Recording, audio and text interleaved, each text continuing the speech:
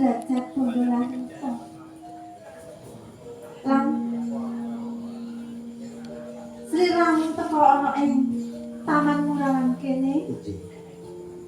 Rasane atiku ora iso nyelaki yen aku tresno karo sliramu. Tresno karo kula? Iya. Ya. Ya Allah. Ya Allah. Iki kok lagane aku lae tresno dateng panjenengan Kang Mas. Aku. Bapak kok biru. Ya. Biar Ya jelas tau jeneng iki lho. saiki nang taman Murawan kene wis ana sik ngancani. Jenengan ku pripun? Kene jenengan ki ora kurung kersa dirungku kakung nek jenengan ngoten iki nek ditukani tutomo pripun?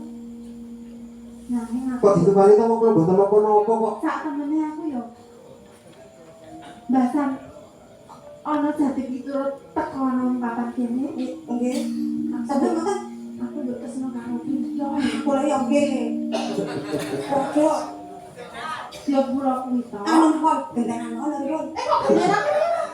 Nek pura kalian bapak kula bisa mami nganggur. Aduh, Kusuma Dewi. Aduh piye iki? Wah nek ngene iki kudu dadi atur ngene iki. Tenang iki kudu dadi atur tenang. Lah. Kusuma Dewi. Boten tak nyempreso. Kepiye jadi gitu? Soal panjenengan ngendika menawi gawaken rastres dateng kula. Napa estu? Inggih dados pangandika panjenengan menika. Tenang. Aku mau ya wis kondo to. Pancen wingi-wingi pancen aku urung duwe rasa tresna karo Priyo nanging sakwise aku karo sliramu sak pejagun ana ing papan kene. Banjur aku ora iso nyelaki yen atiku tresna karo sliramu. Panjenengan dateng kula niku pawadanipun menapa? Kamangka ngenamipun tresna menika wonten tigang perkawis. Ing sepisan tresna Sucitra. Tegesipun tresna Sucitra menika amargi pasuryan ingkang mujiwat. Kamangka dateng kawontenan kula kados ngaten niku lare saking dusun nggih boten kanten-kantenan. Niki sepisan. Ingkang kaping kalih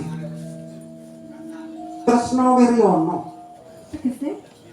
Tegesipun Tresna Wiryono menika derajat pangkat kamangka kula niku namung lare saking dusun niki boten dinaduan derajat pangkat menapa kemawon. Aku wis kondo.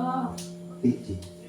Tresna kuwi ora mandang pangkat derajat bondolan rupa nanging saka ati. Lah menika ingkang kaping 3. Tresna Hartono menika tresna amargi kawontenipun ingkang dipun gadahi.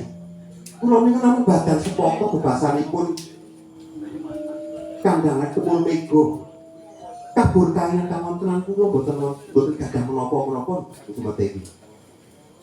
Ora apa-apa. Yen wis tresna, apa wae bakal tak lakoni. Aku manut pasrah sumarah jiwa raga karo sliramu jati gitu to. Menika terus. Tenang. Duh dewa. Kados katon kanu berarti panjenengan datang kula. Apa sliramu dadak lewo-lewo aku wis bloko suta tak rewangi barangku irangkit mau kok yen sliramu ora. Ndak. Ra